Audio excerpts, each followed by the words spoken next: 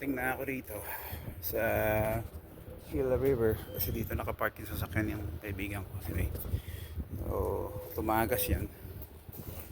Yan. Tinanggal ko yung battery. Ang tagas na nasa ilalim.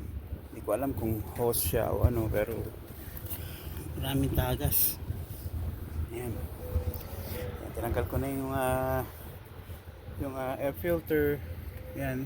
Masyado matrabaho dahil we gotta remove this just to see what's at the back right there, kasi doon ko nakita yung matagas.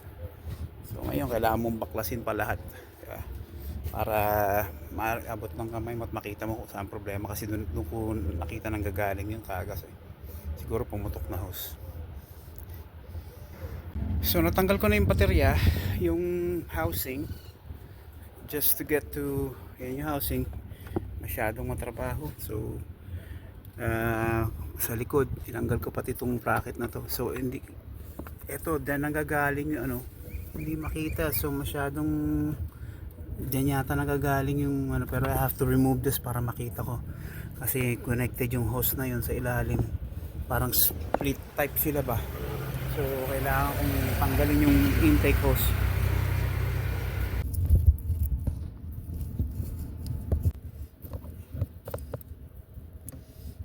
Nakikitang basa, ito lang ang basa nakikita ko. Yan.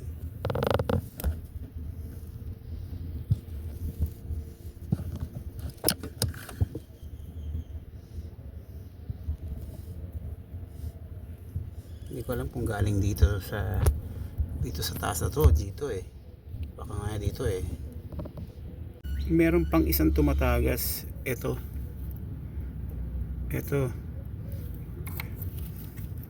yan, pero ito yung hose na yan, papunta yan doon, dito. Okay guys, chinek ko na lahat doon sa ilalim ng hose at saka doon sa ibabaw. Doon sa isang binidyo ko na makita ko may leak doon sa maliit na hose papuntang overflow. Ito ang leak. Ito, so ang ginawa ko, wala kaming mabilan ng ano rito, pyesa. So ito na lang, remedyo ulit. So pinasok ko siya ng medyo 1.5, yan, 1 inch, ganyan. Pinasok ko siya, tapos kinlamp ko siya ron. Anong nangyari, kopi yung dulo, kaya siguro nag-burst yung yung ano niya. Kita niyo yan, hindi siya round, flat. So parang nakupi sa init yung dulo ng hose, nakupi siya.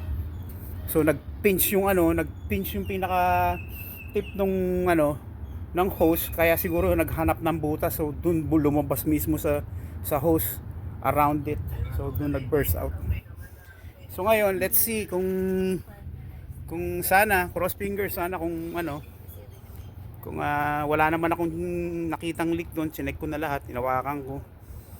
Let's see, para umandar. Ayan. So ayan na, pinatutuyo ko lang. Tapos ginamit ko na yung cup nito. Kinap ko muna yung dulo para hindi tumapon. Buti kamo, laking bagay yung plug dito. Diba? Para-paraan lang guys. So nakabit ko na yung hose, nadikitan ko na. Ngayon ibabalik na natin sa yung parts ulit.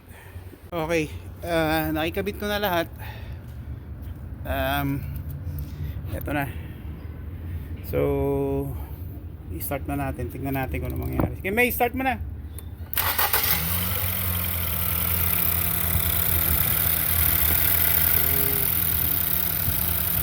Ayan na. Tingnan muna natin kung ayan.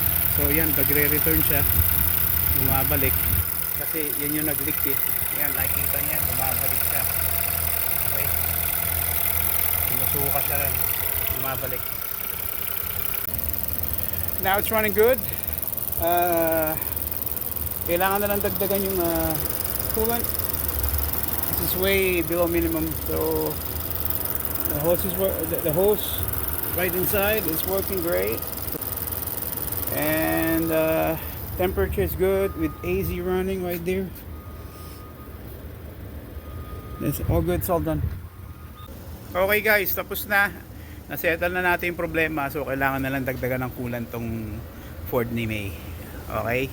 So I have to go and need to take some rest. See you.